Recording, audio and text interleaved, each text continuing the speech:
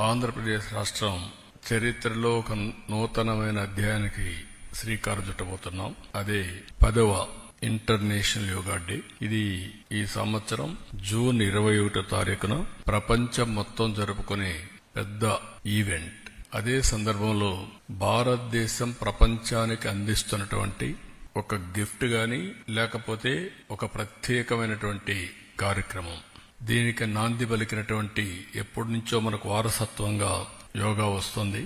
కానీ దీనికి ప్రత్యేకంగా గుర్తింపు తెచ్చిన వ్యక్తి ప్రపంచం మొత్తం నరేంద్ర మోడీ గారు. Yoga is a science, yoga is a legacy for India. అదే సమయంలో ఎన్నో వారసత్వ సంపదలకి మనం కారణమయ్యాం. హిందూ నాగరికత అతి ప్రాచీనమైన నాగరికత. అలాంటి మన దగ్గర వచ్చి ప్రపంచం మొత్తం చదువుకున్న రోజులు రాను రాను ఇవన్నీ కూడా అనేక దాడులతో లేకుంటే వేరే వాళ్ళ పరిపాలనలు ఇవన్నీ కనుమరుగయ్యే పరిస్థితి వచ్చింది. అలాంటి ఒక్కొక్క దాన్ని మళ్లీ గుర్తింపు తేవడమే కాకుండా ప్రపంచానికి దీని విలువ చాటి చెప్పించి వాళ్లు కూడా అమలు చేసే విధంగా తీసుకొచ్చిన ఏకైక వ్యక్తి నరేంద్ర మోడీ గారు.